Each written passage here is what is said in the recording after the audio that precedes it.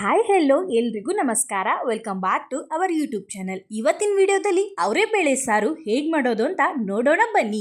ಹೌದು, ನಾನು ಬಂದ್ಬಿಟ್ಟು ಇವತ್ತು ಅವರೆಕಾಳು ಸಾಂಬಾರನ್ನ ಹೇಗೆ ಮಾಡೋದು ಅಂತ ತೋರಿಸ್ಕೊಡ್ತಾ ಇದ್ದೀನಿ. ಅದು ಕೂಡ ಕೇವಲ 5 ನಿಮಿಷದಲ್ಲಿ ಮಾಡ್ಕೋಬಹುದು. ಹಾಗೆ ನಾವು ಈ ಅವರೆಬೇಳೆ ಚಪಾತಿ ಜೊತೆ, ಮುದ್ದೆ ಜೊತೆ ಮತ್ತು ಅನ್ನದ ಜೊತೆ ಕೂಡ ಕಾಂಬಿನೇಷನ್ ಆಗಿ ತಿನ್ಬೋದು. ತುಂಬಾ ರುಚಿಯಾಗಿರುತ್ತೆ ಅಂತ ಹೇಳ್ಬೋದು. ಹಾಗೆ ಈ ತರ ಅವರೆಕಾಳು ಸಾರು ಮಾಡೋದಕ್ಕೆ ಏನೇನ್ ಬೇಕು ಅಂತ ನೋಡ್ಕೊಂಡು ಬರೋಣ ಬನ್ನಿ. ಹಾಗೆ ಮೊದಲಿಗೆ ನಾನು ಇಲ್ಲಿ 2 ಕಪ್ ಅವರೆಕಾಳು ತಗೊಂಡು ಶುದ್ಧಿ ಮಾಡಿ ಇಟ್ಕೊಂಡಿದ್ದೀನಿ ಒಂದು ಬೌಲಲ್ಲಿ.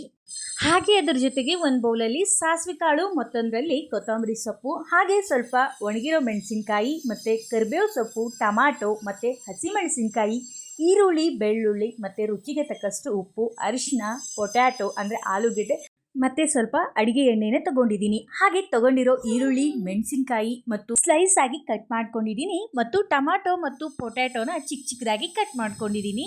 ಹಾಗೆ ಬೆಳ್ಳುಳ್ಳಿನೂ ಕೂಡ ಇಲ್ಲಿ ನೋಡ್ತಾ ಇರ್ಬೋದು ನೀವು, ನಾನು ಬಿಡಿಸಿ ಇಟ್ಕೊಂಡಿದ್ದೀನಿ ಈ ಥರ.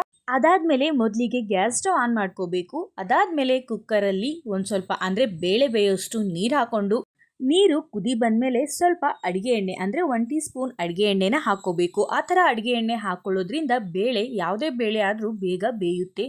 ಸೊ ಅದಾದಮೇಲೆ ನಾನು ಇಲ್ಲಿ ಹೆಸರು ಬಂದಮೇಲೆ ಬೇಳೆ ಅಂದರೆ ಮೊದಲೇ ತೆಗೆದು ಶುದ್ಧಿ ಮಾಡಿಟ್ಕೊಂಡಂತಹ ಅವರೇ ಬೇಳೆನ ಹಾಕ್ಕೊಂಡಿದ್ದೀನಿ.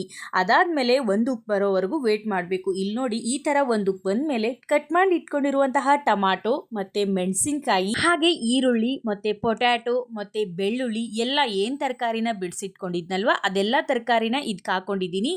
ಈ ಸಾರನ್ನ ಕೇವಲ ನಾವು 5 ನಿಮಿಷದಲ್ಲೇ ಮಾಡ್ಕೋಬೋದು. ಹಾಗೆ ಈ ಸಾರು ತುಂಬ ಚೆನ್ನಾಗಿರುತ್ತೆ. ಗಟ್ಟಿಯಾಗಿ ಮಾಡಿಕೊಂಡ್ರೆ ಮುದ್ದೆಗೂ ಕೂಡ ಚೆನ್ನಾಗಿರುತ್ತೆ, ಮತ್ತು ಚಪಾತಿಗೂ ಮತ್ತು ಅನ್ನಕ್ಕೆ ಬೇಕಾದರೆ ಸ್ವಲ್ಪ ತಿಳಿಯಾಗಿ ಮಾಡಿಕೊಂಡ್ರೆ ಈ ಸಾರು ತುಂಬ ಚೆನ್ನಾಗಿರುತ್ತೆ ಅಂತ ಹೇಳ್ಬೋದು. ಹಾಗೆ ಕೆಲವೊಬ್ಬರು ಡ್ಯೂಟಿಗೆಲ್ಲ ಹೋಗ್ತಾ ಇರ್ತಾರಲ್ವ, ಕೆಲ್ಸಕ್ಕೆ ಹೋಗೋ ಟೈಮಲ್ಲಿ ಟೈಮ್ ಇರಲ್ಲ, ಅಥವಾ ಬಾಕ್ಸ್ಗೆ ಏನಾದರೂ ಮಾಡ್ಕೋಬೇಕು ಅಂದರೆ ಸ್ಪೀಡಾಗಿ ಈ ಥರ ಮಾಡ್ಕೋಬೋದು.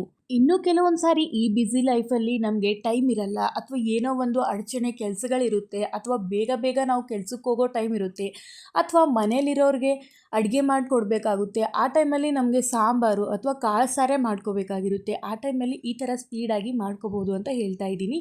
ಹಾಗೆ ಕುಕ್ಕರ್ ಲಿಡ್ನ ಕ್ಲೋಸ್ ಮಾಡಿಕೊಂಡು ಒಂದು 6 ವಿಸಿಲ್ ಬರೋ ಥರ ಕೂಗಿಸ್ಕೋಬೇಕು.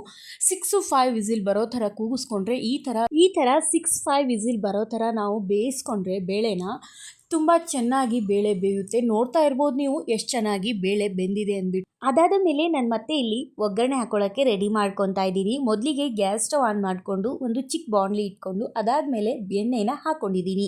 ಎಣ್ಣೆ ಚೆನ್ನಾಗಿ ಬಿಸಿ ಆದಮೇಲೆ ಅದಕ್ಕೆ ಕೊತ್ತಂಬರಿ ಸೊಪ್ಪು, ಕರಿಬೇವು ಸೊಪ್ಪು, ಮೊದಲೇ ತೆಗೆದಿಟ್ಕೊಂಡಿರುವಂತಹ ಸಾಸಿವೆ ಮತ್ತು ಒಣಗಿರೋ ಮೆಣಸಿನಕಾಯಿ ಅಂದರೆ ಕೆಂಪು ಮೆಣಸಿನಕಾಯಿನ ಅದಕ್ಕೆ ಹಾಕ್ಕೊಂಡಿದ್ದೀನಿ. ಅದನ್ನ ಹಾಕ್ಕೊಂಡಿರೋದು ತಂದುಬಿಟ್ಟು ಈ ಥರ ಕುಕ್ಕರ್ನಲ್ಲಿ ನಾನು ಮೊದಲೇ ಬೇಯಿಸಿಟ್ಕೊಂಡಿರುವಂತಹ ಬೇಳೆ ತರಕಾರಿಗೆ ಈ ಥರ ಆ್ಯಡ್ ಮಾಡ್ಕೊಂಡಿದ್ದೀನಿ. ಹಾಗೆ ಆ ಕುಕ್ಕರ್ನ ಮತ್ತೆ ನಾನು ಗ್ಯಾಸ್ ಸ್ಟವ್ ಮೇಲೆ ಇಟ್ಕೊಂಡಿದ್ದೀನಿ.